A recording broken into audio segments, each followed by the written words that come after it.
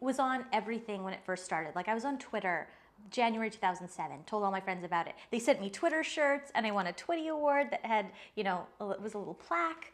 I'm always on everything when it first starts because I love like technology and everything. I was on Grindr when it first started. If you don't know, it's a gay app. But when it first started, it wasn't gay. And it, you know, so I was on it like, I wonder what this is. There's so many cute guys on here.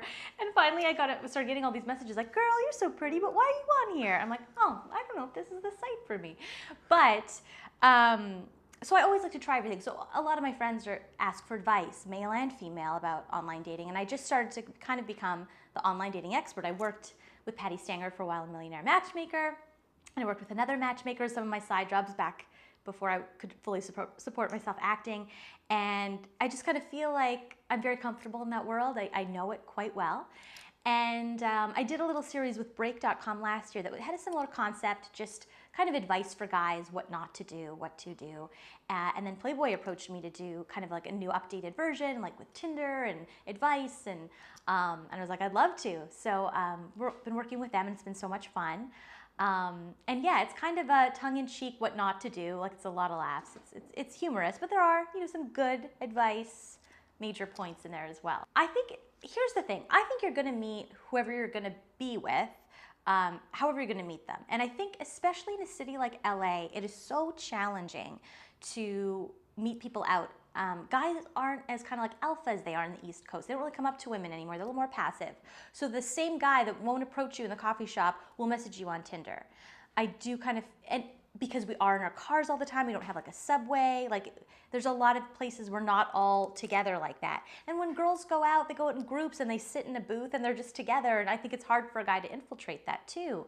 So I think in a city like this, a Tinder, one of those kind of things are necessary. As a woman, you're so, as soon as you log onto an online dating site, you're inundated with messages. And at least with Tinder, you're filtering who can message you and who can't, because you have to both click like for you to message one another. A lot of guys that would normally, because you know, for a while online dating was very taboo. Like, I don't want to do that. Ew, I have to resort to that.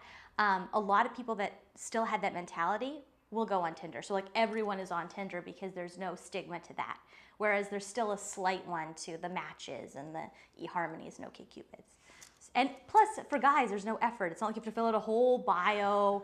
And, which is also a good point too, a lot of girls will rule out men on their bio, like how they wrote it, what their income is, what their job is. And with Tinder, you're given a very little thing you can put in there. So I think that, you know, again, it is just looks, but you wouldn't approach someone at a bar if you didn't think they were attractive. So it's the same, you know, you have to be attracted to the person, and then it's kind of, you can go from there. So I don't know. I think it's necessary. It's a necessary evil. Top 3 things I look for in a guy. Well, you know, I have a lot of girlfriends online too, and they look for different things. So this is just me. I'm not like, you know, making any rules here. But for me, I have to be attracted to him, you know, so there has to be something there that I'm physically attracted to.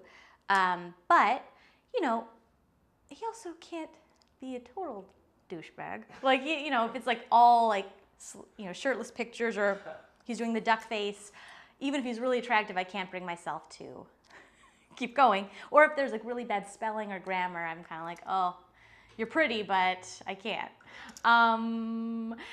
But I look for, you know, hard work and like a work ethic I find really attractive, which is kind of hard to tell obviously on a profile, but if they're all pictures of him partying or something like that, it's probably like, oh, we might have different lifestyles.